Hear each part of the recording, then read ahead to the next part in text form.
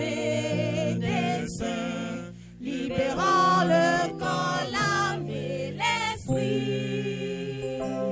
Sur la croix, meurtri blessé, Il laissa son sang divin, c'est Jésus c'est qui nous guérit.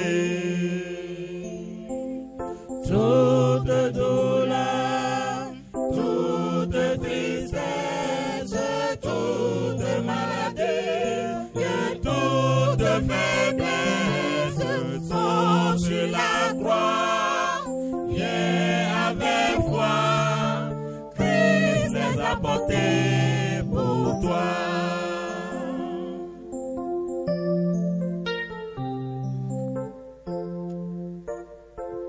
Jésus est parmi nous, le Dieu plein d'amour, qui lui-même a connu la souffrance.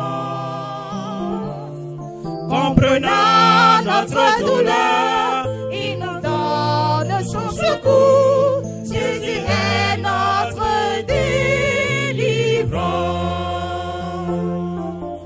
toute douleur, toute tristesse, toute maladie, et toute faiblesse sont sur la croix. Viens avec foi, Christ les a portés pour toi.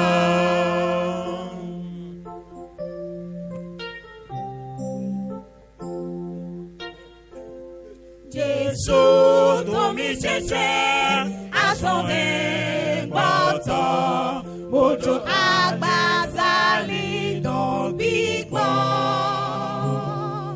Sateji bakpa ugle, eko ohun wiwelo, Jésus lo powe no poison. Ah, ou fiesta.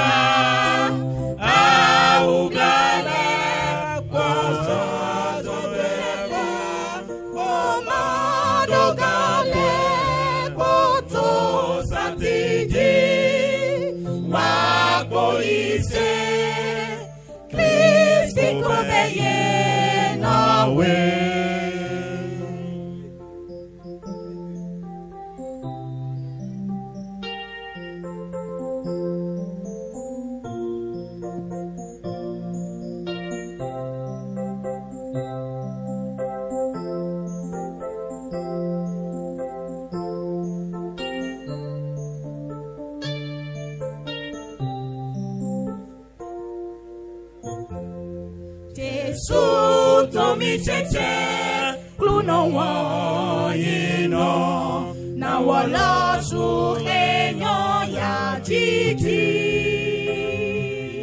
Ninyone fiesa mito, enamia laga ito, Jesu wewe ganto mito. Ah, ou fiesta.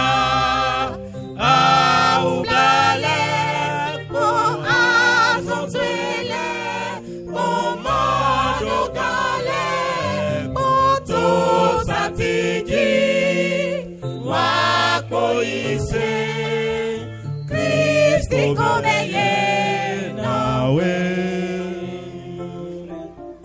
Ah, ou fiesta. Ah, ou blale. Oh, ah, son tuile. Commando gale. Moto satiji. Wako ise. Christi come ye nawe. Ah, ou fiesta. Ah, ou blale. Oh, ah, zo tuile. Oh, mado gane. Moto satiji. Wako ise.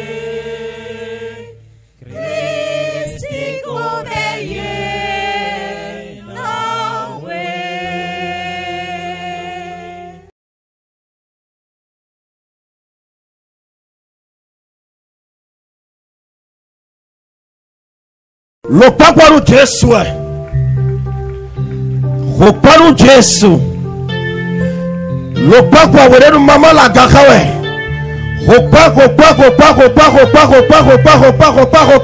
Opa.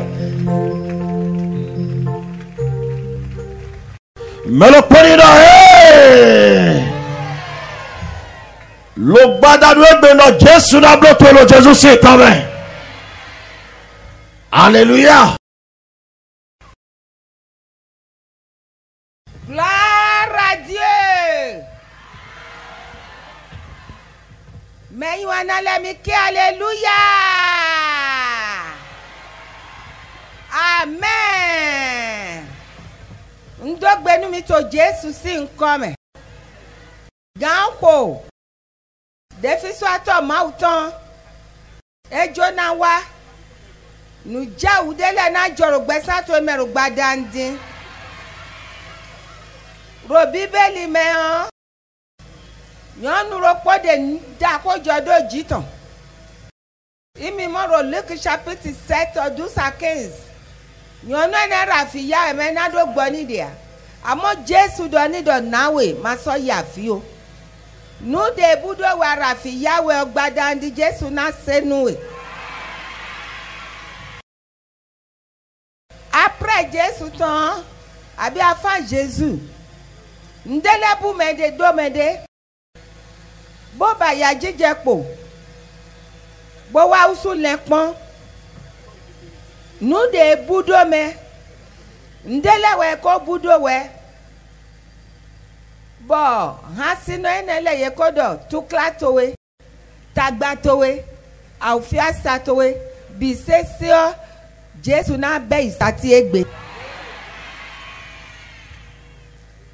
Asafi jeto. Bo je bome. Boku dako me na se de a we dion jijo ko gbesa to ko bi o me de fi so to ye ko se do to me ye ko se do bo me e soro nkan iwe a ajo to ye ko se do bo me e soro yiyi a fo aye to ye ko se do bo me e soro yiyi a ado susi ado lepon anoyi anowa anosenu kikobo no se chion no karofine soso karofine anoro gbadandion dawe lo sukwedo ye gbeche tro amo defi soma uto pache ni Jesu Christ Nazareti ede asiofi ero to me eko ati de to si to me gbesa to de keto do emi na budo to me na to si finero so me ne lo me. Nu de ko budowe Josu si do jo le ponda ofie satowe ewe son do gbe nu kora de wa je kan ene nu de budowe o ro so mene lo me o bi seso Jesu na blo nuwe Jesu Christ edi yo gbede a ha mi toro sha de fito asajo na sino and de Jesu ne change pas, il est toujours même. Hier, aujourd'hui, éternel, c'est toujours même. Alléluia.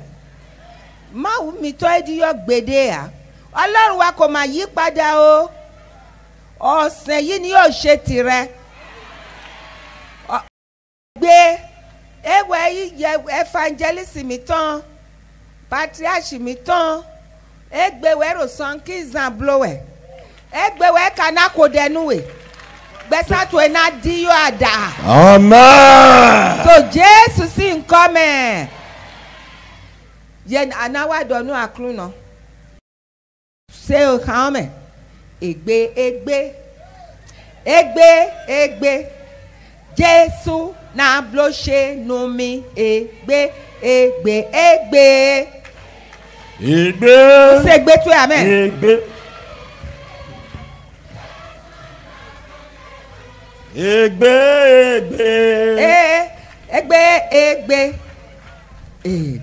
Egbe. Cluna na bloche no mi. Egbe.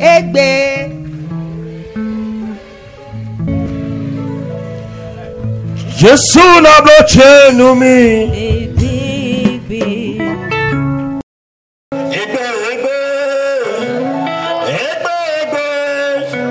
Jesu na bloche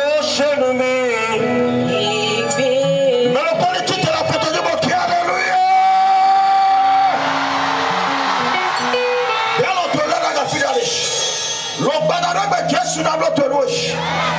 Hallelujah. Wodenu minalo gelo je papa na waga. Big boy when not drop it to bolo Jesus come. Agba egbede man na free. Lo badagbe big boy na free lo Jesus come. By fire. You big boy what to not position lo Jesus come. Jesu na le polo. Jesu na le ploro.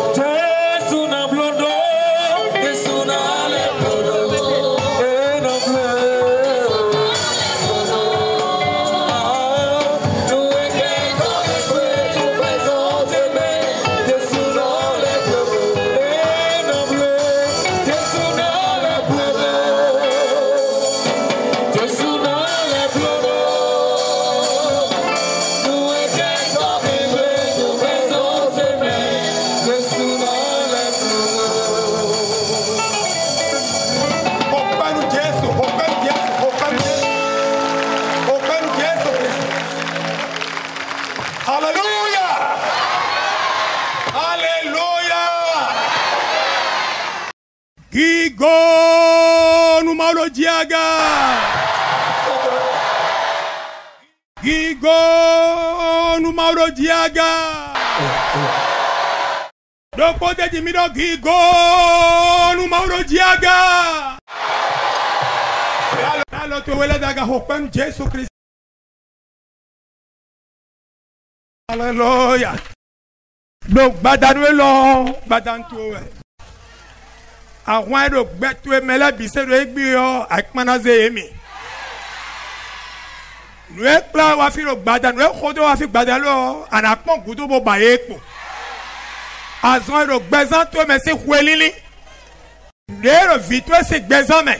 Toute maladie dans la vie de tes enfants. Asi tó ẹ̀sẹ̀ gbẹ́sán mẹ́. Dans la vie de ta femme. Asu tó ẹ̀sẹ̀ gbẹ́sán Dans mẹ́. la vie de ton mari. Nọ̀vi tó ẹ̀sẹ̀ gbẹ́sán mẹ́. Dans la vie de tes frères. Mo wá fi gbàdá nù ẹ lọ. Et qui est là ce soir. Ànàlẹ́kọ̀ọ́ pé kò wá. Tu ne retourneras pas avec. Egbe Jesu na bloche no mi egbe Masi alo cha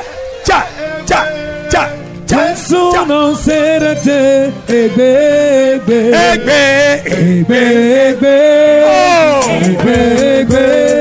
Jesu non serete egbe Hallelujah. Egbe Jesu asedete egbe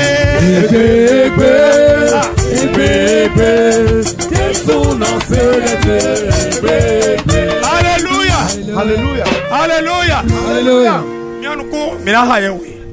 Nous allons prier. Donc pour dire à tout le monde, donc pour dire nous contrôle l'homme. Une fois encore, Seigneur, nous te rendons gloire. On clan tel bureau we ma o clan iwe. Je sanctifie ce lieu, Seigneur, sanctifie ce lieu. On va y lo gigo to ni jetewa. J'appelle ta gloire de descendre. On to ni jetewa. Et ta puissance descendre. On rengaton. La puissance du salut. ọ̀rọ̀ àzọ́ngbọ́tán. La puissance de guérison. ọ̀rọ̀ vọ̀dá vọ̀tò. La puissance qui réorganise, qui refait la vie. ní jẹ̀tẹ̀ wa. Que cela descende. mẹ̀dẹ́ ìyẹn blọ́dọ̀ òtún lẹ. Toute personne qui a une intimité. mẹ̀dẹ́ akpadélẹ̀ ló gbẹ́sẹ̀ ìtọ́ mẹ́. Tout ce qui se trouve dans la vie de certaines personnes. mo gbẹ́ kúkú. Et ces plaies mẹ̀dẹ́ inguérissables. àfi ló gbẹ́sẹ̀ ìtọ́ Tous mẹ́. ceux qui ont des plaies dans leur vie. bọ́dọ̀ tẹ́ lọ́wọ́ ló gbàdánù ẹ lọ. Et qui sont en seul lieu ce soir. yẹ ní nukọ́nukọ́tọ̀ mẹ́nukọ́nukọ́tọ̀ dẹ́nà ló gbẹ́sẹ̀ ìtọ́ lẹ. Seigneur, que ces personnes soient les premiers à être touchés ce soir. on dọ́pẹ́ la se. Je bénis ton nom parce que tu m'as exaucé. àná sèdègbèjì ló kó ebi Tu sẹ́sẹ́. écoutes mes prières à tout moment. dídọ́nu sátánù ikọ̀ jésù tọ́ mẹ́. Oh, que Satan périsse ce soir. dídọ́nu sátánù jésù sí nǹkan. Satan périsse ce soir. dídọ́nu sátánù ikọ̀ jésù. Satan périsse ce soir. ìgọ́nu máa rò jí àga. Gloire à Dieu dans les lieux très hauts. ìgọ́nu máa rò jí àga. Je dis gloire à Dieu dans les lieux très hauts. ìgọ́nu máa rò jí àga. Je dis gloire à Dieu dans les lieux très hauts. jésù kristu sí nǹkan mẹ́. Au nom de Jésus-Christ. amen. Amen. mi jíjà yìí. Veuillez vous asseoir. mi nọbi sun nọbi yọnu. Chers frères et sœurs, mi mẹ́tẹ̀ ọgbọ́ntọ́ èmi. vous, mes chers porte-noviens, n dọ́gbẹ́nà mẹ́kpọ́ tó yín jésù kristu tọ́ mẹ́. au nom de Jésus, je vous salue tous. ó mẹ́tẹ̀ hun tó wẹ̀já yé. Ce soir, je suis content n'aga tí tó tsẹ́tsẹ́ mi tán. d'être au milieu de vous. ẹ̀sọ́ vivi na mi. Je suis vraiment heureux dọ̀mí sọ́tàn bò wá. que vous êtes sortis pour venir, n'adu ase hó gbẹtọ lọ. pour écouter la parole de vie. ó hẹ wọn dàgbé wá náà mi. Je vous ai apporté une bonne nouvelle. Hey! Alléluia. amen. Amen. ó hẹ wọn dàgbé wá náà mi. Je vous ai apporté la bonne nouvelle. wọn dàgbé lọ́wọ́ yín dọ̀. Et voici la bonne nouvelle. mẹ́ndé do awúfíẹ́ sadé mẹ́dá yìí. Quiconque était dans une souffrance auparavant, mẹ́ndé dà fi vida yìí. quelqu'un pleurait avant mo wá se dọ̀ mọ́. et a appris. mẹ́ndé tí mo náà sì gán sunsun dà sí Il y nẹ́. a quelqu'un qui peut sécher ses larmes. mẹ́ndé sì náà gán de vivẹ́ tó se. Quelqu'un peut lui ôter l'amertume. nàwẹ̀ iná vivi náà sọ. Combien cette personne ne serait pas heureuse? ó hẹ wọn dàgbé wá náà mi dọ̀ mọ́. Je vous ai apporté la bonne nouvelle. mẹ́ iná basi gbẹ̀zán tó e dó. Cette bonne nouvelle, c'est que celui qui peut restaurer ta mẹ́ vie, iná zọ́n àgbà pípẹ́ tó e lẹ̀. celui qui peut te décharger de ses lourds mẹ́ iná fardeaux, yà wá jíjẹ tó e gbọ́. celui qui peut faire sortir ta joie, mẹ́ iná bẹ́ àwùfíẹ́ sàtó e lẹ́sẹ̀. celui qui peut éradiquer tes souffrances. wúwo ẹ̀hẹ́ wá fi tó e gbé. C'est celui-là que je vous ai apporté ce soir. hallelujah. Alléluia. bí ana yí ìyà. Est-ce que tu vas accepter cette personne? ana yí ìyà. Tu vas l'accueillir? ètò hàn jíbo tó hàn húhù di. Il y a la porte, il frappe maintenant. bí ana hàn ne yà. Est-ce que tu vas lui ouvrir ta porte?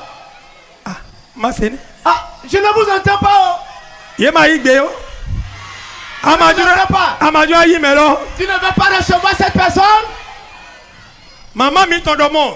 Notre maman a dit dọ̀ àṣọbí dẹ̀ jẹ̀tọ̀. qu'il y a une rage qui est tombée dans l'eau. hallelujah. Alléluia. àṣọbí dẹ̀ jẹ̀tọ̀. La rage est tombée dans l'eau. yé wé àṣọbí lọ wẹ̀. Ça a été emprunté. yé má ka gan lẹ́kọ̀ọ́ bọ̀ ìdáná mẹ́ẹ̀tọ̀ àṣọbí jẹ̀tọ̀. Et on ne peut pas retourner dire au propriétaire que ta rage est tombée dans l'eau. yé bẹ́ àwa. Et ils ont crié.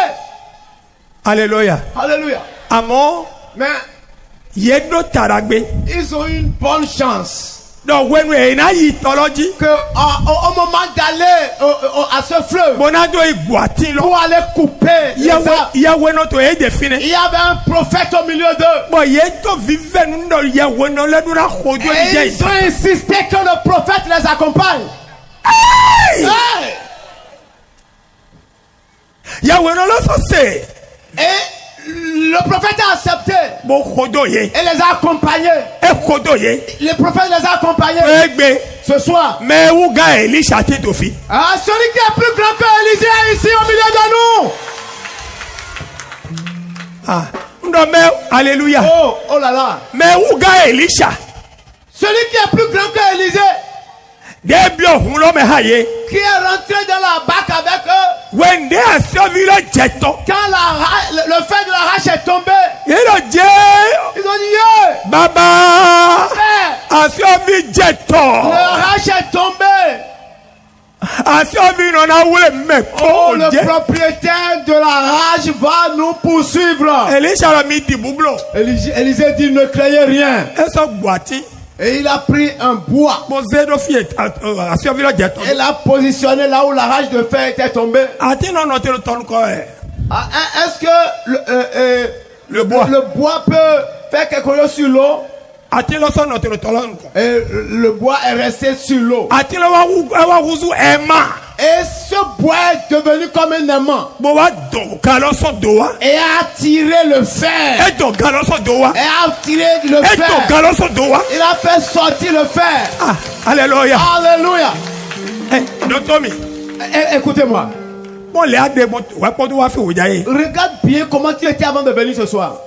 Dàgbé tó èdè jẹ̀tọ́ lẹ̀. Tout est bien qui sont tombés dans l'eau. Jíjọ́ tó èdè jẹ̀tọ́ lẹ̀. Ta paix qui a été noyée. Afọ tó èdè jẹ̀tọ́ lẹ̀. Tes pieds qui sont noyés. Nukun tó èdè jẹ̀tọ́ lẹ̀. Tes yeux qui sont noyés. Tó tó èdè jẹ̀tọ́ lẹ̀. Tes oreilles qui sont noyées. Òvi tó esi afọ èdè jẹ̀tọ́ lẹ̀. Les pieds de ton enfant qui sont noyés là. Ló wòjá yé. Ce soir. Wòjá yé. Ce soir. Wòjá yé. Je dis ce soir. E na zọ wa. Ça va être soulevé de l'eau. Máa na wà ní yọ́yọ́ de lo gbẹ̀zán tó yẹ. Une nouvelle chose, Dieu va le faire dans ta vie ce soir. Misi ayin, misi ayin. Asseyez-vous. Alléluia. Alléluia. Wẹ́n n tó gbẹ náà mi. Je vous salue encore. Tó e gbé. Aujourd'hui, De n tó pípé òkwe. Kàndé gbàntán. aujourd'hui qui est le jour de mon anniversaire, je fête mes 115 ans de vie. Alléluia. Alléluia. Mba e programme yamro du kwe anniversaire. Je ne fais pas d'anniversaire, je ne fais pas ça. Mais e va so gbede me. Mais aujourd'hui, ça fait une coïncidence. Mais matre flin, yan so ma flin. Moi, je ne me suis pas rappelé. We ne wa ya wa 9 octobre. Ah, C'est après je me suis dit, aujourd'hui 9 octobre. anniversaire j'aime. Ah, c'est mon anniversaire. Be so gbede me. Et ça a coïncidé. Do bi be yoyo die. Parce que voici un nouveau départ.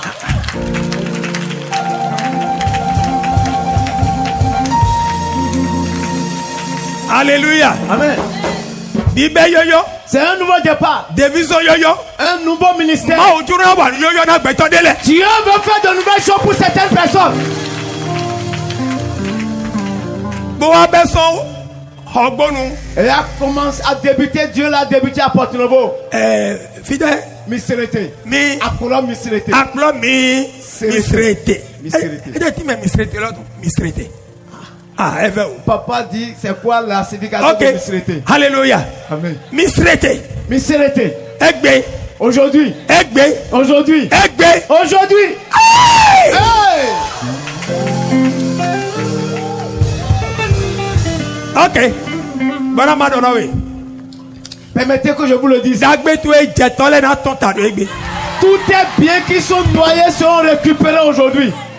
Di bama donna we nu njo donna we tu egbe di. Voici ce que je vais te dire aujourd'hui. Jewe to mero podi. Dieu cherche une personne. Ye ko che egbe to indo. Ma prédication d'aujourd'hui dit, Jewe lo mero podi. Dieu cherche une personne De na me adolo. qui va reconstruire la muraille Bona no te atiloji. et qui sera sur l'arbre Na do vevena to talon. pour intercéder en faveur du pays. Jewe lo mero podi. Dieu cherche une personne. To we ma Ezekiel. Dans le livre d'Ézéchiel, Ka kon kwa we. chapitre 22, Afo gban. versets 20 et 30. E do nye lo mero podi. Je cherche un homme De na do adolo. qui sera prêt, qui va bâtir la muraille Bona note, bona siga vevena kotale no. et qui sera là pour intercéder pour les nations. Alléluia. Amen. On train de dire, Je quitte là. tu es gbe, Aujourd'hui, mais le pot de na wa, yen kombona de kunu. la première personne qui viendra pour témoigner, Jauro mais le pot de na jen kona de kunu. la première personne qui va venir aura à témoigner. Menu ina menu konton de je na wa jauna bena de kunu fi. Qui sera le premier qui va recevoir son miracle et qui va témoigner? Amma se gbe bi no ma. Ah, je ne vous entends pas. Menu we. C'est qui? Menu e number 1. Qui est le numéro 1? Menu e number 1. Qui sera le numéro 1? Menu e number 1. Qui sera le premier? Alléluia. Amen. Même un titan. Qui sera le premier Alléluia. Dena de kunu. qui va témoigner? Alléluia. Amen. Même un titan pour na de kunu. Qui sera le premier qui va témoigner? C'est une question. Ya o che gbe ton jele. Mon message aujourd'hui, c'est Ya o me ro poti. Dieu cherche Dena de kunu jenuko. une personne qui sera le premier à témoigner. Mais titan dena de kunu. Le premier qui viendra témoigner aujourd'hui. Nous de jogbero po. Quelque chose s'est passé un jour. Mais pronto che. Et Mon maître. mon maître, Jésus Christ. Jésus-Christ, Et tombe jei. il est sorti, il sorti. De jaliji. Et sur le chemin, Doto mi ganji. écoutez-moi bien, Gudunu awodele. il y avait 10 lépreux. Yemo Jésus. Ils ont vu Jésus. Yema gato wa aliji. Ils ne pouvaient pas venir sur le chemin. Osewe nyina ye. C'est une interdiction pour eux. Osun kamere gudunu le nono. Ces lépreux restaient isolés Yeni gbawa to bona contaminer mede pole. pour éviter qu'ils contaminent les autres. Ma de Jésus jawe. Quand Jésus venait, Yeno dombo dakwa yo Jésus. ils sont restés loin, ils ont crié vers Jésus. Yeno Ils Jésus. ont dit Jésus, Jale kwa le blana mi. oh, aie pitié de nous. Jale wa le blana mi. Aie pitié de nous, Jésus. Bible la mi domo. Et la Bible nous dit, Jésus m'a no tero yete bodo. Jésus ne s'est même pas arrêté vers eux. E dona e domo. Et il leur a dit, Mi yibo to mi dele khia ye we no. allez vous montrer aux prêtres. Alléluia. Amen. Mi yoti meto. Vous connaissez la signification? Dodo wenenu. Parce qu'en ce moment-là, Endo gudu jemedego. si quelqu'un est atteint par la lèpre, Yeno be do sun kame. on les isole Bono toju ye. pour prendre soin d'eux. Endo ye mo pongbo. Et quand ils sont guéris, Bo.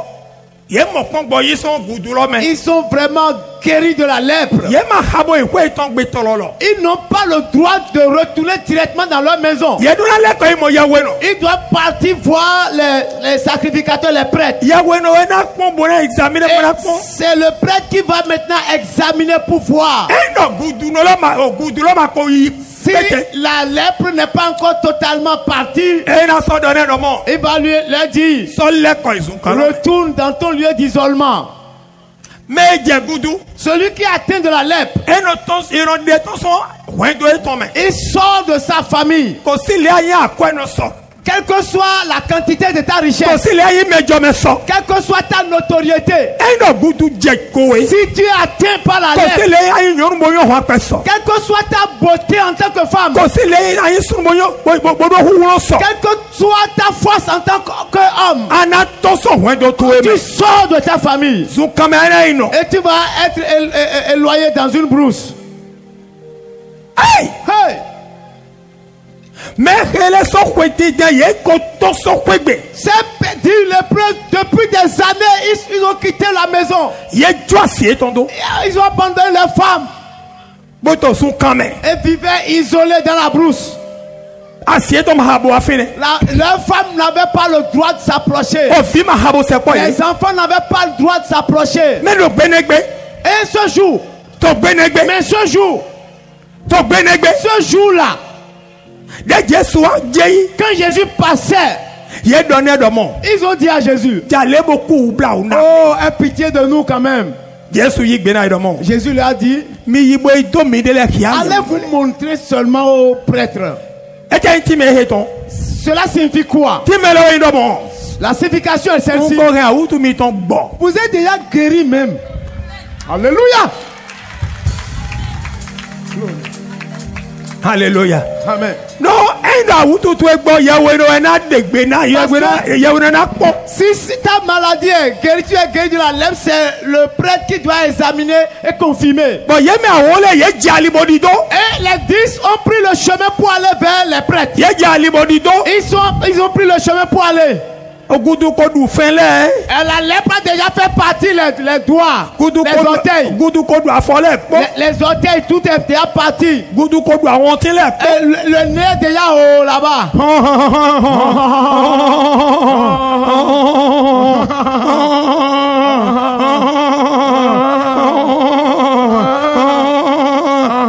Yedo yi. Et il partait. Zade ko mere ko. Ah, Ah, subitement. Alors tu es ton. C'est que dire, mes doigts sont revenus. Affaire-toi. Ah, mes orteils sont là. Ah, Et toi. ah, ça sont. Ah, Affaire-toi. ah. Mais c'est quoi, ouais. Et l'autre aussi dit. Ah, tu l'as su toi. Ah, pour moi aussi c'est sorti. Tu l'as su toi. Ah, pour moi aussi c'est sorti. Tu l'as su toi. Ah, pour moi aussi c'est sorti. Tu l'as su toi. Ah, toi aussi. Ah, tu l'as su toi. Ah, pour moi aussi. Ah. Alléluia. Alléluia. Alléluia. Alléluia. Alléluia. Alléluia. Alléluia.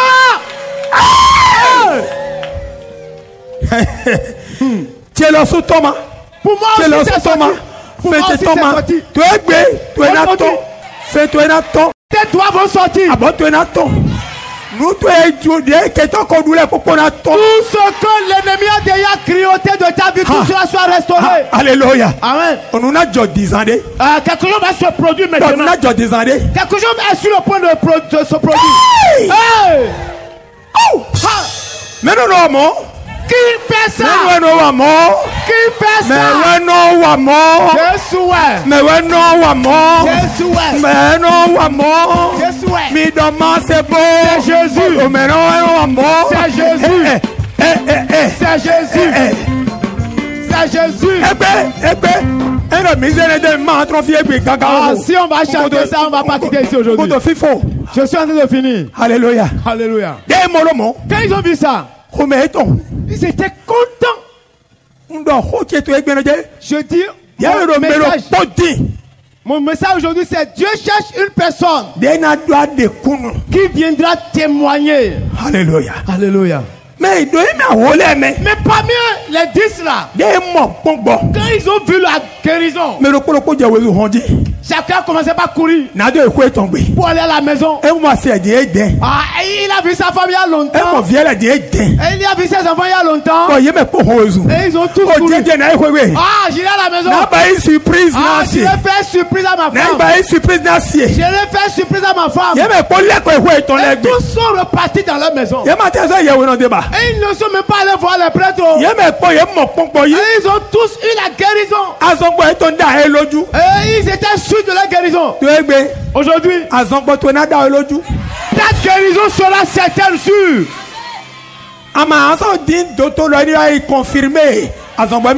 Tu n'auras plus besoin de médecin pour confirmer ta guérison. Parce que ta guérison sera vivante et évidente. Ta guérison sera vivante et évidente.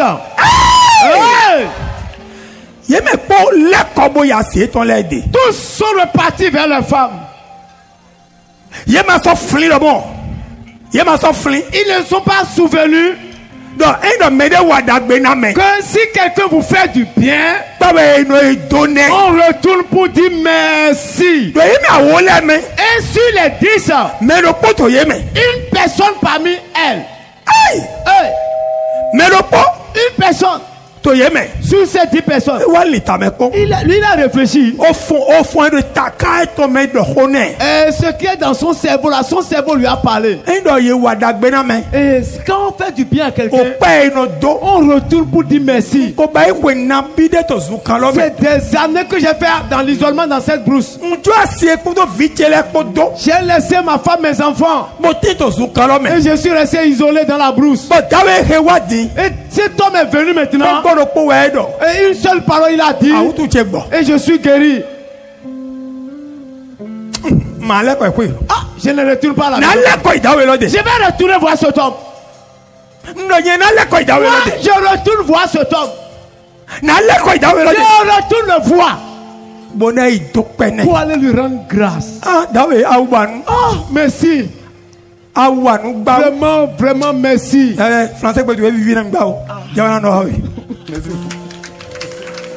Alléluia. Il dit, je vais retourner voir cet homme. C'est lui seul qui est retourné. Luc chapitre 17, verset 17 à 19. Dans Luc 17, verset 17 à 19. Il est écrit, cet homme retourna vers Jésus. Ah, Jésus était toujours sur le chemin en allant. Parce que le miracle là, c'était quelque chose de second. Quand Jésus, cet homme vient vers Jésus, il s'est agenouillé. Il dit, Jésus, ah merci hein. Awan. Vraiment, tu as trop fait. Goudou tchèque bon. Ah, ma lèpre est partie. Goudou tchèque bon. Ma lèpre est partie. Mon pongboyi. J'ai la guérison. Mwa dokpe. Et je suis venu rendre grâce. Alléluia. Alléluia. Yesu coin. Jésus là, regardez. Edouard. Il y a. Même mi awo Ah, j'avais compris, vous étiez 10, non? C'est à 10 personnes que j'ai guéri. Mais des polelo. Où sont les autres? Mais des polelo. Où sont les autres là? Magnon dagbe nolé. Les ingrats. Maouda miro melopodi. Dieu dit je cherche une personne. Des name adolo. Qui va rester sur la muraille et qui va aller sur cette table et qui va intercéder en faveur de la nation.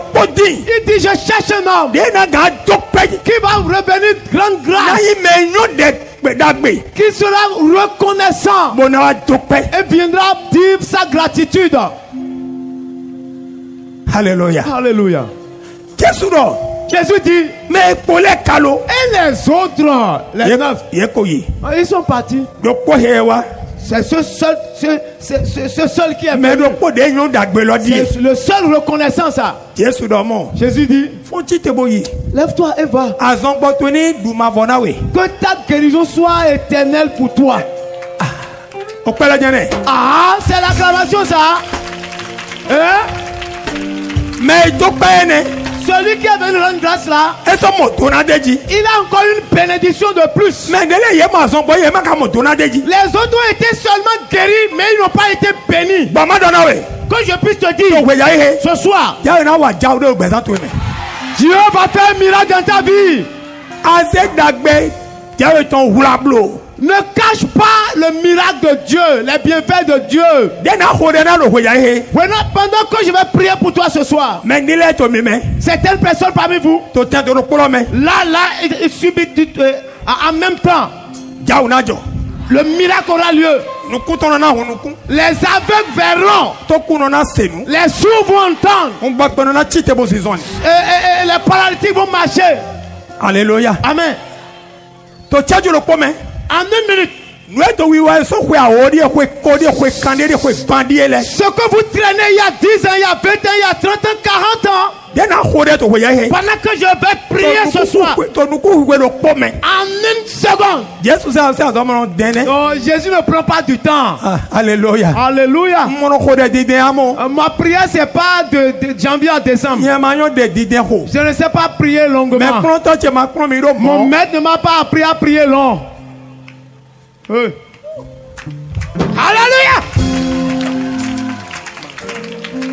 Alléluia. Amen. Mais en quelques secondes, Dieu fera des miracles.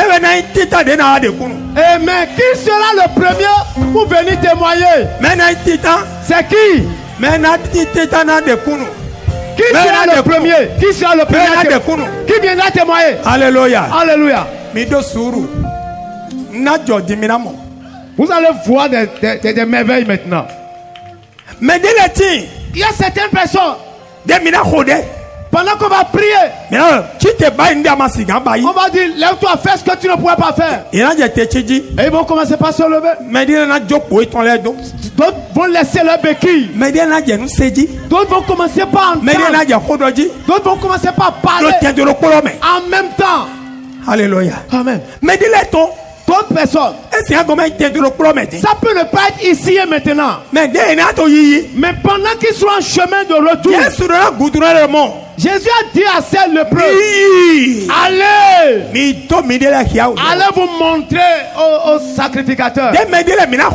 Pendant qu'on va prier tout à l'heure, et certains vont commencer par aller à la maison. Sur le chemin, le miracle vous attend sur le chemin. Miracle sur le chemin. Alléluia. Amen. De place Bayol. À la place Bayol à Porto Novo. De 86. En 1986. Pendant que nous avons prié. Le premier jour. Et Amina a bien vu. C'est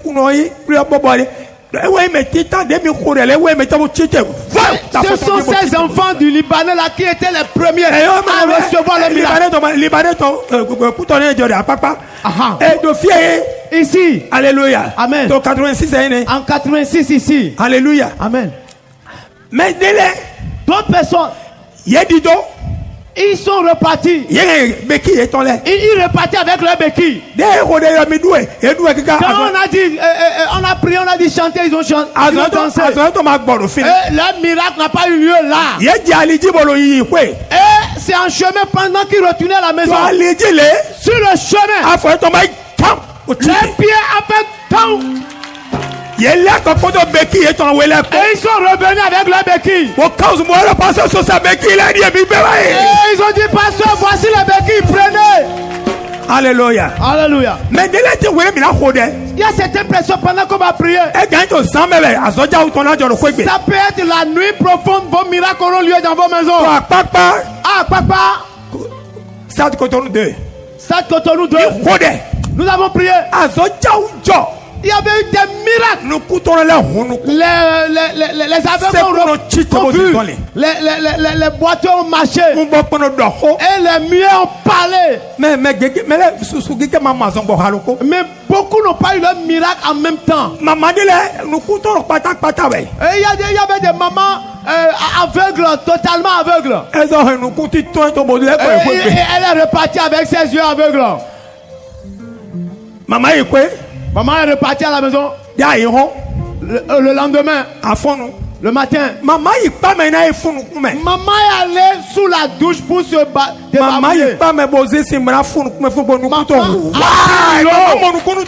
débarbouiller subitement.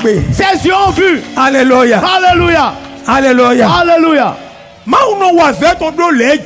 Dieu fait son travail comme il le veut, selon ses méthodes. Toi, tu peux venir aujourd'hui. Et pour eux peut être maintenant à chaud.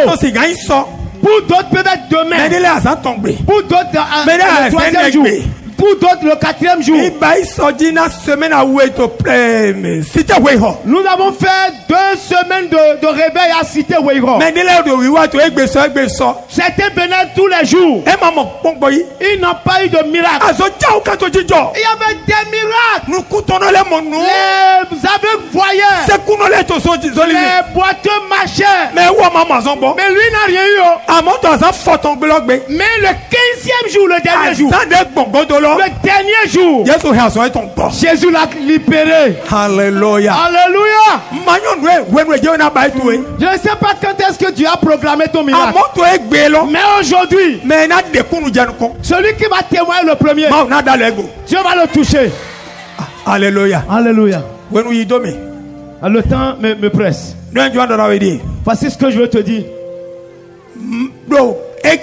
Aujourd'hui, le premier jour de ce programme, l'Esprit de Dieu va marcher au milieu de nous. Mais voici la première chose que tu dois faire. Il faut décider d'accueillir le guérisseur là dans ta vie.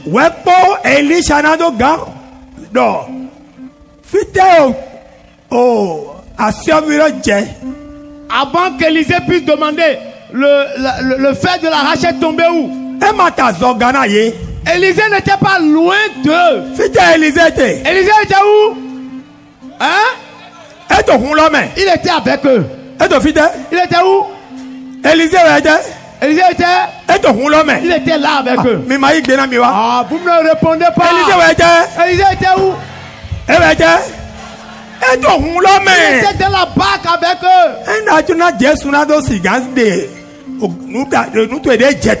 Si tu veux que Jésus puisse ramener en haut des choses qui ont été noyées, ta vision qui est noyée, et ton entendement qui est noyé, tes pieds qui sont noyés. Si tu veux que Jésus puisse te restaurer, le premier pas c'est d'ouvrir ton cœur, d'ouvrir ta vie. Et Jésus va faire quoi?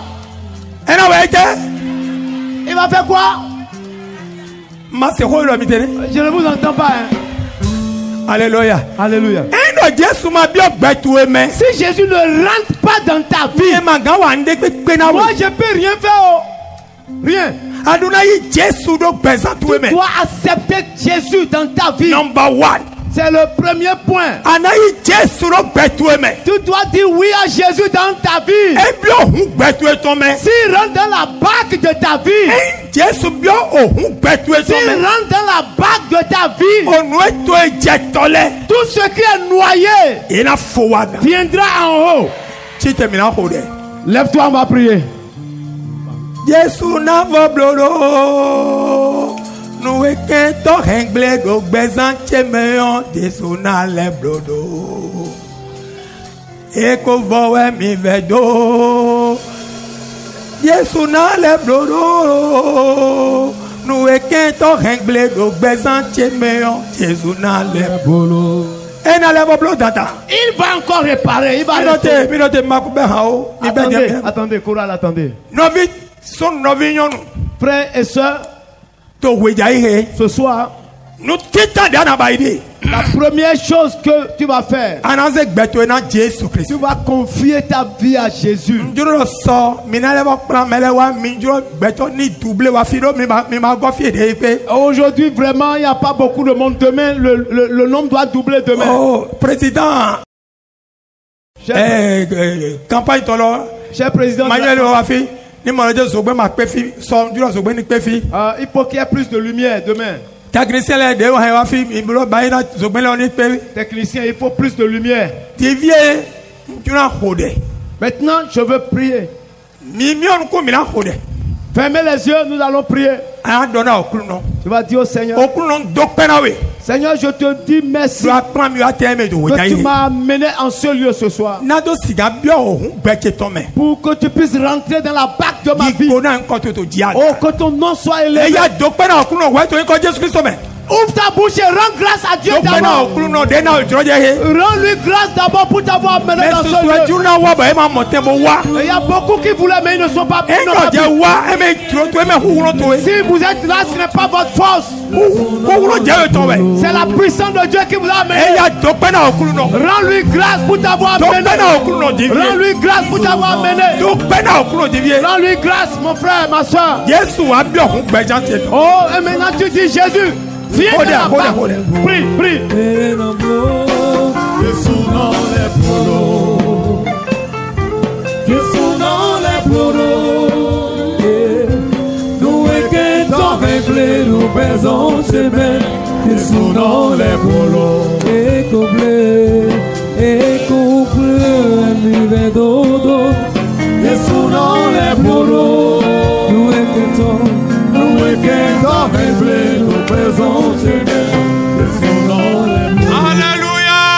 Alléluia. Endo Jésus bio ohun gbeto to me. Si Jésus rentre dans la bague de ta vie, Nous e je to lu gbeto me le. tout ce qui est noyé dans ta vie, Yesu na vo baido. Jésus va les restaurer.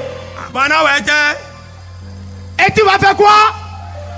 Ana wa de kunu. Et tu viendras témoigner. Ana weje. Tu viendras faire quoi? Ana weje. Alléluia. Alléluia. Njuna hode na. Enda ma koze gbeto na Jésus dai. Si tu n'avais pas confié ta vie à Jésus avant, Enda ma ko yi Jésus Christ na holenga to tu. si tu ne l'avais pas pris comme ton sauveur, Ba gbe koro, obo, ofa, vodun, yeton, to bayi, alodacho na. et ta protection c'est au phare, c'est le gris-gris, c'est les talismans, ce sont certains abris, ça. Mais nous ne le pas aduna gbeto de le kan. Toutes ces choses, tu dois les vomir, les rejeter. Nyon no ko magano aso awekwe. Une femme ne peut pas être épouse pour deux hommes. Afi egbe ro ko bo Tu dalo ko. dois rejeter un et prendre un. Mi ma ro to de le me bo yon no daso awe ne ma wa fi. Nous ne sommes pas dans ces pays, dans ces nations là où une femme peut avoir deux maris. To egbe Aujourd'hui, anagbe aso ho bra da yoyo. tu vas rejeter l'ancien mari et tu vas faire un nouveau mariage. Anagbe legba bo da Jésus. Tu vas divorcer avec le diable et marier Jésus. Ce soir, Adwanze gbeto na Jésus. tu dois confier, tu vas donner ta vie à Jésus. Aduro Jésus ni abio toji un gbeto eton Tu me. dois vouloir que Jésus rentre dans la bague de ta vie. Ama koze gbeto na Jésus dai. Avant là, tu ne l'avais pas encore fait. Mais ce soir, tu veux confier, tu veux donner ta vie à Jésus. Si c'est le cas, si c'est le cas, lève ta main droite. Si tu ne l'avais pas fait avant. Mais ce soir, tu veux lui confier, tu veux lui donner ta vie. Lève seulement ta main droite. Balance cette main droite. Ah, je suis très content. Élève cette main droite. Et répète après moi. Au nom de Jésus. Seigneur Jésus. Ce soir, je te rends grâce que tu m'as amené dans ce lieu. J'ai entendu ta parole. Tu cherches un homme qui va avoir la guérison et qui viendra témoigner. Je serai la première personne. Je suis la première personne ce soir pour te prendre comme mon sauveur. Jésus, rentre dans ma vie. Rentre dans la bague de ma vie. Sauve-moi. Que je sois un racheté. Au nom de Jésus. Amen. Amen. Ceux qui ont levé la main, levez encore la main. Approchez un peu devant. Je ne parle pas de tout le monde. Je ne parle pas de tout le monde. Ceux qui veulent confier leur vie à Jésus, c'est pour la première fois, vous voulez le faire.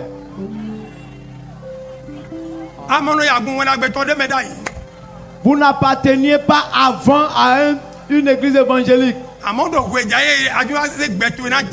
Mais ce soir, vous voulez confier votre vie à Jésus. Restez là. Alléluia. Alléluia. Ce soir, Dieu fera quelque chose dans ta vie. Alléluia. Alléluia.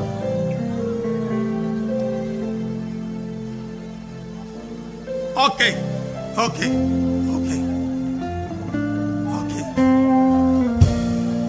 Les pasteurs,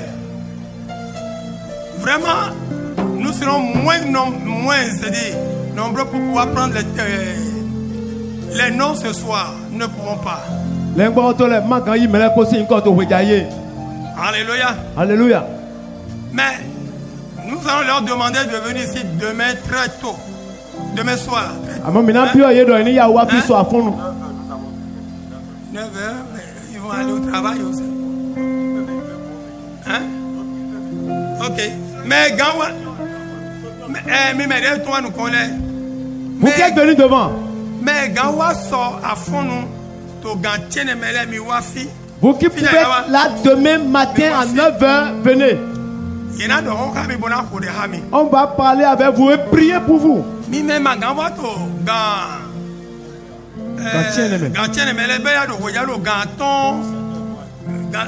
Oui. Vous qui ne pouvez pas être là le matin à 9h, le soir, nous avons rendez-vous avec vous à 17h. Vous verrez les hommes de Dieu. Alléluia. Alléluia. À partir de maintenant, de nouvelles choses vont rentrer dans votre vie. Mettez votre main droite sur votre poitrine et répondez Amen pendant que je prie. Au nom de Jésus. Seigneur, reste avec ces bien-aimés. Tels qu'ils ont accepté la parole ce soir. Rentre dans la bague de leur vie. Rentre dans la bague de leur vie. Rentre dans leur vie. Aujourd'hui, parle à leur cœur. Dans leur sommeil, parle avec eux. Dans leur rêve, Seigneur, parle. Ceux qui étaient sujets de mauvais rêves, c'est fini. Ceux qui voyaient des fantômes ne les verront plus. Ceux qui étaient poursuivis par des chiens, c'est fini. Ceux qui étaient poursuivis par des serpents, c'est fini.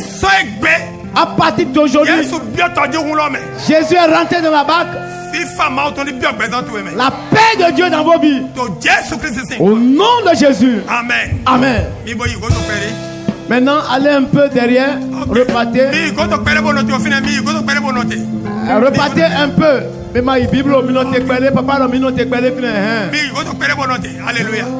Mi met ton botole en dessous. Alléluia. Voici l'heure de guérison et de miracles. Mais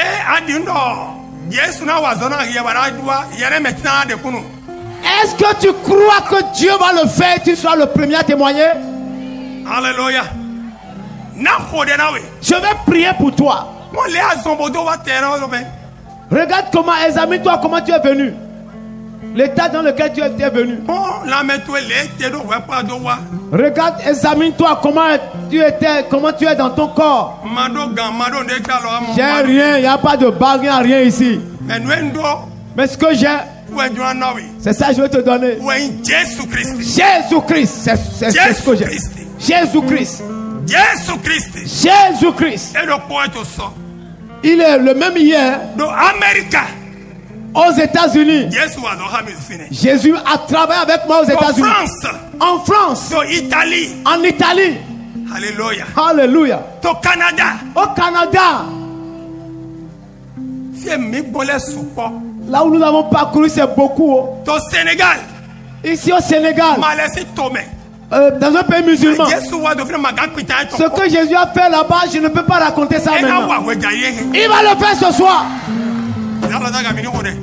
Élève tes mains, nous allons prier. Au nom de Jésus. Ce soir, écoute la prière de ces gens. Au nom de Jésus. Frères et sœurs, dis à Jésus maintenant. Chacun ouvre vos mains et dites ce que tu veux que Jésus fasse. Commence par le dire maintenant, mais maintenant. Jésus est à côté de toi, juste à côté. Jésus est en train de passer ici. Jésus est en train de passer ici. Et un vent frais va souffler sur toi. Commence par dire à Jésus. Dis à Jésus. Dis-lui, voilà, voici ma maladie. Je ne vais pas te toucher. Moi, je ne vais pas m'approcher de toi. Mais tes yeux vont voir maintenant. Les sourds, vous allez commencer par entendre. Les muets vont parler. Dis à Jésus. Dis à Jésus.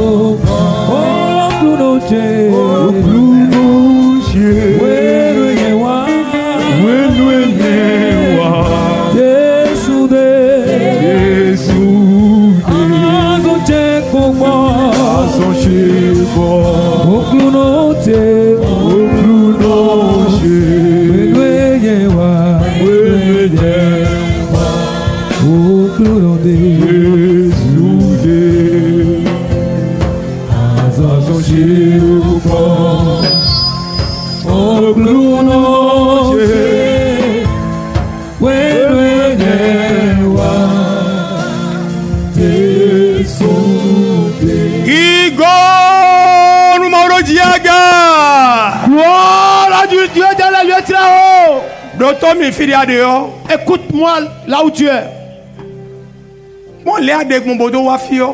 Examine comment tu étais avant de venir ici. Alléluia. Alléluia. Ouvre tes mains. Je sanctifie ses mains. Au nom de Jésus. Que ses mains soient sanctifiées. Maintenant, dépose ta main là où se trouve ton mal. Si c'est les yeux, tu ne vois pas, mets tes deux mains sur tes mains, ta main sur tes deux yeux. S'il y a un sourd parmi nous, aidez-le à mettre ses deux doigts dans ses oreilles.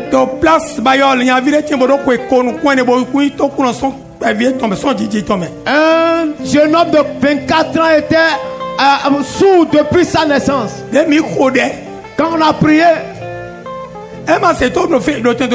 il n'a pas entendu en même temps. À la maison. To zangan we aweme. À minuit. Moto wa jei. Une voiture voulait passer. C'est moto ti gbe bo jawa. Et il a entendu la voix le son de la voiture, il a crié. E ma se nu kon gbede. Il n'avait jamais entendu. Bo ba di me ta du wa na lo. Et il faisait comme un fou. E do nda kwa to. Il a dit quelque chose crie, quelque chose crie. Depuis ce jour, ce jeune homme a retrouvé ses oreilles. Alléluia. Alléluia. Ce soir, Dieu va faire de miracles. Mets tes mains là où il y a ton mal. Pendant que le chant de prier, un vent léger de paix va souffler. Après ma prière, écoute-moi. Fais ce que tu ne pouvais pas faire. Oh, écoutez-moi bien. Je ne vais pas venir te toucher pour faire des grimaces. Jésus t'a touché, point. Mon maître t'a touché, c'est fini. Pendant que je vais prier maintenant, si tu ne pouvais pas te lever, tu vas dire au nom de Jésus, je me lève. Même si tu tombes, lève-toi encore. Si tu tombes encore, lève-toi. Et jusqu'à ce que tes chevilles avec tu vas voir. Ouvre tes yeux, tu vas dire. Et tu vas commencer par faire les mains. Le sourd commence par claquer ses doigts dans ses oreilles. Celui qui est sans pied, ton pied va pousser cette nuit. Quelque part, il y a quelqu'un qui avait un pied qui n'était pas trop long. Et ce pied a poussé et il a levé le fer. Ce soir, les choses vont se passer. Sur ce terrain, pendant qu'on s'entend, il y aura des miracles sur votre chemin. Il y aura des miracles sur votre chemin. Il y aura des miracles sur votre chemin. Dans vos maisons. Demain matin. Demain à midi. Pendant que vous priez maintenant, le ruissellement va vous suivre. Demain soir vous serez là. Alléluia. Alléluia. Après demain vous serez là. Le samedi nous sommes ensemble. Je veux prier pour toi. Il y aura des miracles dans ta vie. Les montagnes vont bouger. Hey!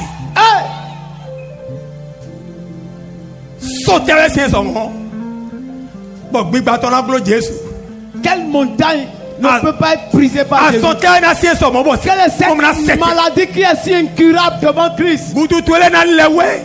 Ta lèpre va partir. Des orteils qui sont partis vont repousser. Tout sera restauré dans ta vie. Ça y est. Levez vos mains. Je sanctifie encore ces mains. Maintenant mettez ces mains là où vous êtes malade.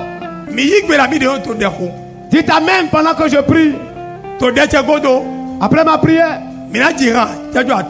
on va chanter pour 5 minutes.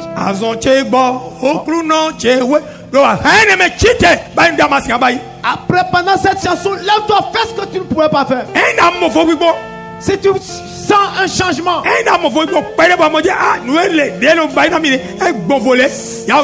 si tu sens un début de changement seulement, viens devant.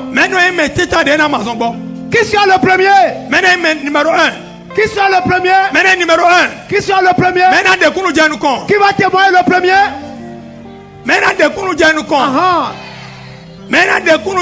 Qui sera le premier à témoigner?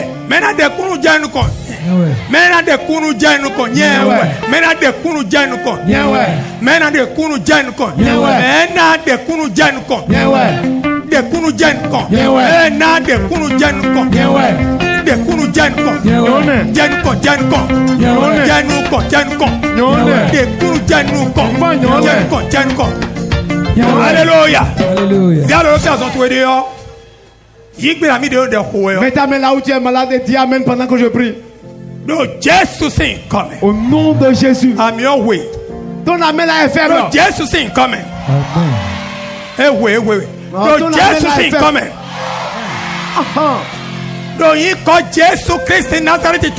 nom de Jésus-Christ de Nazareth. Oh mon maître, je te bénis. Tu m'as envoyé Yibo ela mwena gbenu akɔtɛ lɔ lɛ. Faut prêcher la bonne nouvelle à toutes les nations. Bo tu ye da yi do nkɔtɛ mɛ. Et libère-les en mon nom. Nu de ana bla nye na bla. Tout ce que tu vas lier, je vais lier. Nu de ana tun nye na tun do Tout ce lɔ que mɛ. tu vas délier sur la terre, je vais délier dans les cieux. Do gbadanu lɔ. Ce soir, Ndɔ xoto nu akɔtɛ lɔ lɛ. j'ai parlé de ta part à ce peuple. Wɔwɛ yi aklu nɔ. C'est toi le Seigneur De nɔnɔ tɔdzi hume. qui reste dans la barque. Bon hume tɔmɔnɔ gba. Et la barque ne peut chavirer. Asiavi mɛ tɔmɔnɔ bu. Et la rage, le fait de la rage ne peut être perdu pour toujours. Jesu Kristi. Jésus-Christ, Yɔ gbɛza yi tɔmɛ. rentre dans leur vie. Wato de ko devie. Wato de ko devie. Je prie maintenant. Nue to kɛtɔ ko bɛsɔn gbɛza yi tɔmɛ lɛ. Tout ce que l'ennemi a arraché de leur vie, Dagbede kɛtɔ ko bɛsɔn gbɛza yi tɔmɛ lɛ. les biens que l'ennemi a arraché de leur vie, Nue ko buto ye do gbɛza yi tɔmɛ. les choses qu'ils ont perdues de leur vie, Mɛ ni la ye ma sɔn mɔnuba. il y a certains qui ne peuvent plus voir. Kɛtɔ ko senu ko etɔ lɛ sɔ yi. L'ennemi a porté leurs Mɛ ni yeux. la ma sɔn senuba. Il y a d'autres qui ne peuvent plus Ye entendre. ko yi nu sise sɔtɔ On etɔ lɛ. a arraché leur ouïe. Mɛ ni la ma gan zizɔn li ba. Il y a d'autres qui ne peuvent plus marcher. Mɛ ni la ma gan nɔ te ba. D'autres ne peuvent plus rester debout. Awutu tɛmɛtɛmɛ no mɛ ni la ye ko. Beaucoup de maladies Oh. sur la vie de personnes, de certains. O kpɔdɔ mɛ ni la si Il negbe. y a d'autres qui ont des bossures. Afɔ mɛ ni la to wete. Et il y a d'autres pieds qui sont courts.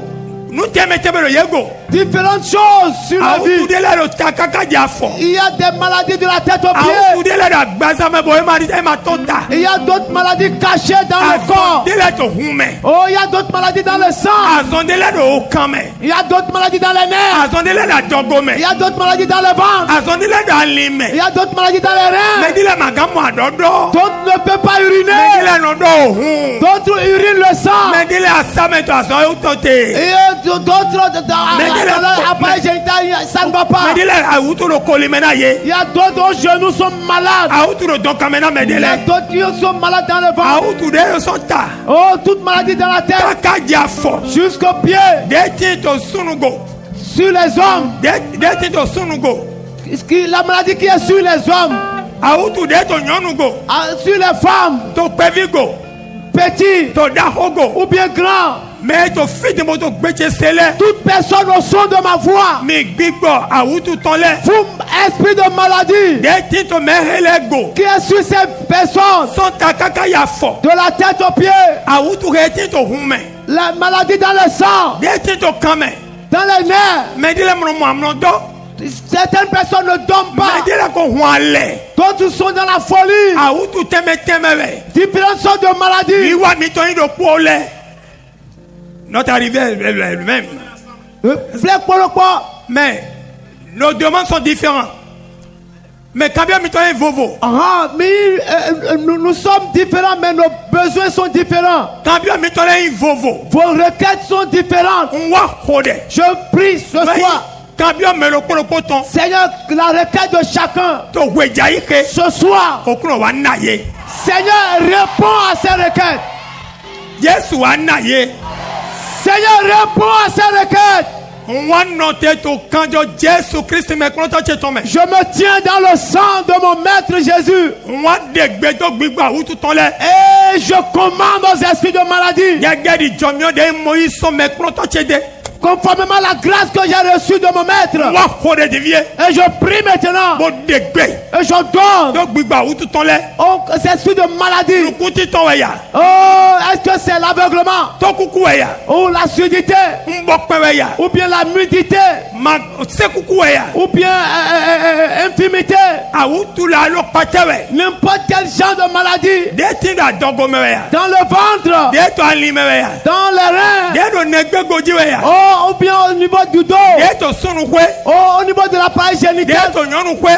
de l'homme, de la Mɛ femme. de la o keda samɛna ye. Oh, il y a d'autres qui ont des choses au Mɛ niveau de de la la hanche. prostate yɛ yado Il na y a ye. d'autres qui sont victimes de prostate. Nyɔnu de la fibrome do yado na Il y ye. a d'autres qui ont des fibromes. Awutu alɔkpalɔkpa lɛ to gbɛsɛ N'importe tɔ lɛ. quel type de maladie. Awutu yɛ asamɛ lɛ. Les maladies au niveau du sexe. Awutu de kolimɛ lɛ. Les maladies au niveau des genoux. Awutu de dɔnkamɛ lɛ. Au niveau des cuisses. Awutu de la fɔkpamɛ lɛ. Ou bien au niveau des pieds. So ta kaka yi to. De la tête aux pieds. To sunu mɛ. Pour les hommes, to nyɔnu me, pour les femmes, to kpevi, petits to daho, ou grands, mi sɛgbɛtse lo. écoutez ma voix. Nɔtɛ do yi kɔ Jésus Christ Je me tiens au nom de Jésus-Christ. Moi degbedo mi. Et je vous ordonne, To yi Jésus Christ me. au nom de Jésus, Bi agba mi tɔn lɛ. prenez vos bagages, Eya mi tɔn. sortez. Ndran se amilɔ ni dɔn di do so. Votre amène doit être fort comme la bombe. To yi kɔ Jésus me. To yi kɔ Jésus me. Au nom de Jésus, Mi gbigbe hele. vous ces esprits, De ti to me hele me. dans la vie de ces To personnes, sɔn me to nyɔnu me. hommes ou femmes, Mi bɛ agba mi tɔn lɛ. prenez vos bagages, Eya mi tɔn. sortez, Tɔn. sortez, Tɔn. sortez, Mi tɔn. sortez, Mi tɔn. sortez, Mi tɔn. sortez, Mi tɔn. sortez, Tɔn. sortez, Mi tɔn. sortez, Mi tɔn. sortez, Mi tɔn. sortez, Mi tɔn. sortez, Mi tɔn. sortez, Mi tɔn sɔmɛ yɛlɛ mɛ. sortez de cette vie. On degbedo mi devie. Je vous commande maintenant, Mi jɛ ku mɛ. jetez-vous dans la main. On tún mɛ hɛlɛ la yi. Je libère ces To personnes. yi Jésus Christ Au mɛ. nom de Jésus, Mi ya zɔn bɔ mi tɔn. recevez votre guérison, Mi jɛmɛri kanu jijɛ. recevez la liberté. Jésus Christ nkɔ mɛ. Au nom de Jésus-Christ. To pɛna we okuru nɔ. Seigneur, je te bénis Do a se ɖe gbetse. parce que tu m'as exaucé. To pɛna we. Seigneur, je te bénis. Nukutɔ lɛ lɛ hun nuku. Les aveugles voient maintenant, Tokunɔ lɛ senu. les sourds entendent, Sekunɔ lɛ dizɔli. les boiteux marchent. Kɔkɔnɔ lɛ dɔho. Oh, les muets parlent Awutu maintenant. lɛ gudunɔ lɛ mɔlɛ weyi. Les lépreux sont purifiés. Yɛlɛ si afɔ wegili lɛ yɛ ko tɔn. Les pieds qui ne sont pas dans les normes sont Akoba poussés. ifɔ da akoba ifɔ da. Et tu es en train de recréer Mɛ to maintenant. kɛkɛ ji lɛ yɛ ko jo kɛkɛ jo. Oh, ceux qui sont dans les fauteuils roulants sont Mɛ to libérés. bɛki mɛ lɛ ko jo bɛki yi tɔn lɛ do. Ceux qui avaient des béquilles ont laissé Oh les bi béquilles. gona nkɔ to to di aga. Gloire à Dieu dans le lieu très haut. To Jésus Christ Au nkɔmɛ. nom de Jésus, Ko pɛna Jésus Christ. acclamez le Seigneur Jésus. Alléluia. Minɔ tɛ filɛ mi de ɛya. Minɔ yɛ o tsaduro kɔ. Mɛjamire bɔra kɔnji. Commencez pas à vous examiner. Elle est bonne notée. Mais bien notou. Silence. Mais bien dit ada wutu de me Jeff. De boro konji. Commencez pas à vous examiner Ba maintenant. inda masiga ba ida yere. Faites ce que vous ne pouvez pas faire. Amaga chite ya chite dogambo chite. Tu ne pouvais pas te lever. Lève-toi maintenant. Ado maga ya dogambo chite. Ba inda masiga ba. Lève-toi, lève-toi, lève-toi. Bon les filles de vivre là il est. Regarde là où tu avais de Qui douleurs. est vivre te kon chite ba yi. Là où tu avais des douleurs. Ba commence inda par maga ba ida yi. faire ce que tu ne pouvais pas faire. Je de boro konji. Commencez pas à vous examiner. Boro de kon. Examinez-vous, Chite examinez-vous. bozizole, chite bozizole, chite bozizole. Lève-toi et marche. Ado magablo, ado ya chite bozizole. Ne dis pas je ne peux pas. Chite bozizole. Je ne peux pas. Ba inda masiga Lève-toi, ba ida yere. lève-toi, marche. Bayi nu ndia magamba ida yi, bayi ndia magamba ida Fais yi. ce que To tu inko ne Jesu pouvais tome. pas faire au Nya nom de gamba Jésus. ile ko bayi ndia magamba ida yi. Il dit je puis tout parce que lui qui me Bayi fortifie. ndia magamba ida yi. Fais. Bayi ndia magamba ida yi. Alléluia. Bayi ndia magamba ida yi. Fais ce que tu ne pouvais pas faire. Bayi ndia magamba ida yi. Fais ce que tu ne pouvais pas Se faire. kuno chite. Ze ko tu edaga. Ze keke tu edaga. Bayi ndia magamba ida Fais yi. ce que tu ne pouvais pas faire. Bayi ndia magamba ida yi. Mets ta béquille en Bayi haut. ndia magamba ida yi. Tu ne peux pas marcher. Azon chegba. Okuno che. Wenu yewa. Yeso de. Azon chegba.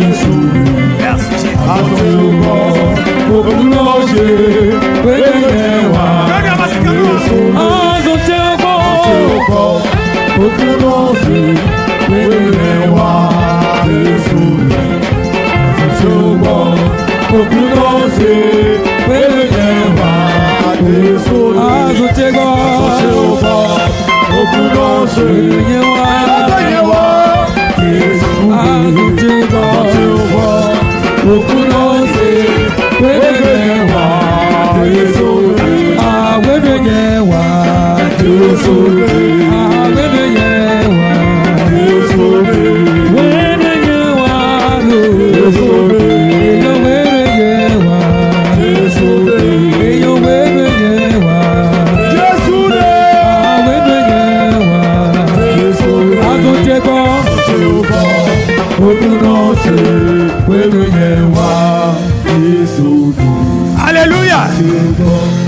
Midoto. Écoutez, écoutez. Et non, do l'odé d'aïe, pendant c'est. Écoute, des matériaux, alors, mettons, était canon. Ah, mettons, bien, ma fille. Chacun a mené pour son cas. Mais là, il y a ma quoi, il y a tout dit. Faut tenter de chercher pour toi. Alléluia. Il y a des bails, mais dans la bâche, tu Alléluia. Dieu qui a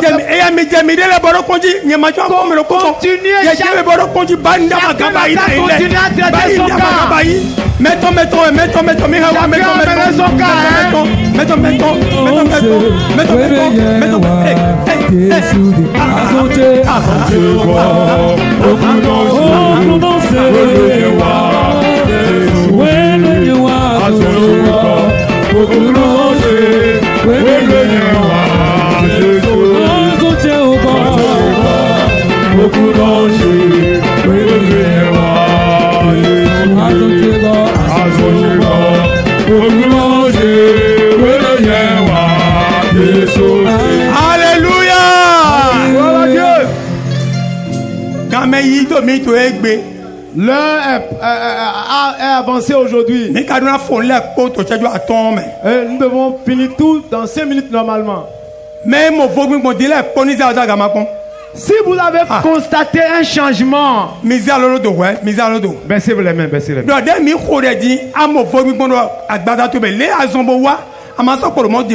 Vous avez constaté un changement après la prière. C'est à ces personnes qui demandent de lever la main. Écoutez-moi bien. Tu avais des douleurs quelque part. Quand j'ai prié maintenant, tu as vu un changement. Je n'ai pas dit de venir ici pour dire des choses, pour mentir. Si tu as constaté un changement clair, ça m'étonne. Vous tous là, maintenant même, baissez la main. Je ne vais pas te donner quelque chose si tu lèves la main. Vous avez eu un changement. Vous êtes convaincu. Levez la main. Donc vous étiez tous malades. Hein? Mais t'as dit, mais tu dis les la méthode. Je sais que si vous cherchez du travail, vous cherchez la paix, vous aurez. Mais ceux qui ont eu une guérison dans leur corps maintenant, c'est à ces personnes que nous parlons.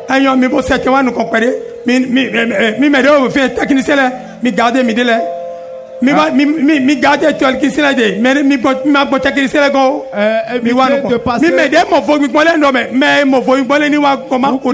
un changement. Je ne veux pas te donner quelque chose. Si tu as menti, c'est si tu n'étais pas malade et tu n'as rien eu, s'il te plaît, ne viens on ne s'amuse pas ici. Alléluia. Alléluia. C'est pas un jeu. Alléluia. Alléluia. Tu as eu un changement, lève la main.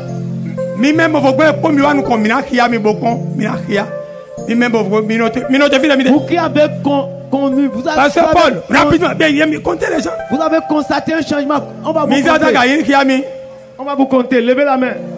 Maintenant, c'est témoignage. Demain, on aura les témoignages. Maintenant, il y a maintenant, témoignage. Demain, on va commencer tôt et vous allez donner. Mais d'autres sont ici pendant sur votre chemin de retour, vous allez constater des miracles.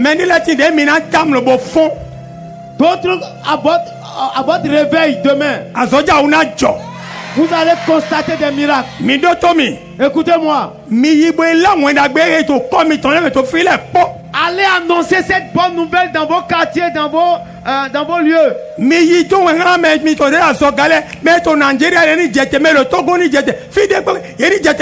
Envoyez commission à vos proches qui sont au Nigeria, à Togo, n'importe où, Cotonou.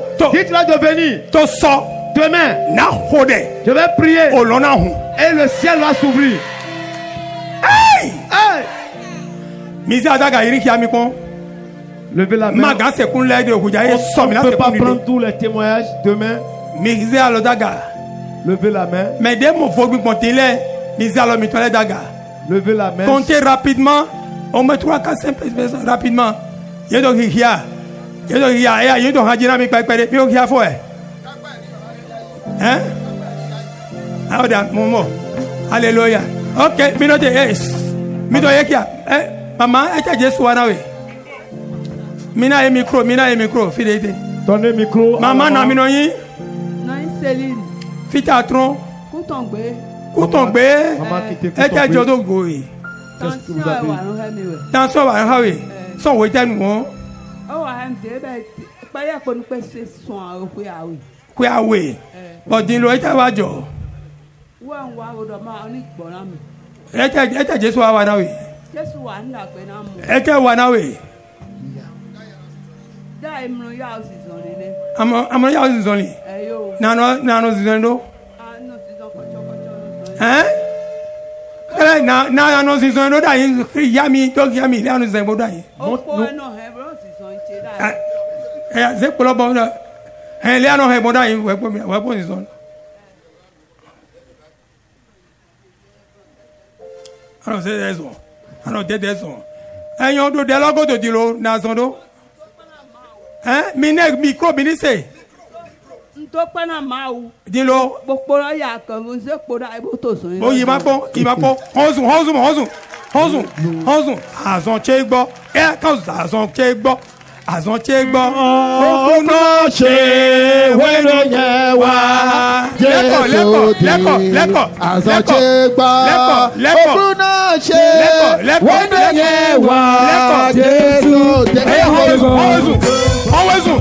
Okuno che wele wa Jesu de Azon Jehovah Okuno che wele wa Jesu Azon Jehovah Okuno che wele wa Jesu de Azon Jehovah Okuno che wele wa Jesu. Hallelujah. Amen. Maman, to zon lozimo ena level mawe. Achiri yo po de so pe son le piplon ena mawe din. De ana to yi kwegbe din. To zon le simbo yi bo Jesu do penawe. A o tu je ko gbo. E ma so go wa ba. Amen. Nu Jesu ko be son pe tan to e ma so we de. E ma so go wa ba. Okuro no hawe. To yin Jesu Christ to me. Amen. On wa khore me po mi za daga mi me de ma son bo le po. To yin ko Jesu azogbo mi to ni pipe na mi. Amen. Que votre guérison soit permanente. Amen. Ce qui est sorti ne reviendra plus jamais.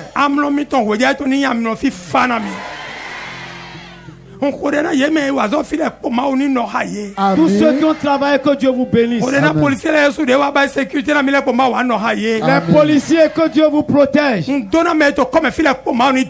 Tous ceux qui sont dans ce lieu, soyez bénis. Amen. Amen. Que la bénédiction de Dieu jaillisse sur chaque maison. Amen. À partir de maintenant, ce lieu où je suis venu prêcher, la puissance et la gloire de Dieu pénètrent ce lieu. Tous ceux qui sont dans cet environnement, que cela vous marche, je vous bénis au nom de Jésus. Vous qui êtes là aujourd'hui, qui seront là demain, que Dieu vous bénisse. Vous qui allez prêcher pour que d'autres viennent, que Dieu vous bénisse. Les malades que vous allez amener demain seront guéris. Que Dieu vous bénisse chacun. Au nom de Jésus. Alléluia. Alléluia. Alléluia. Alléluia.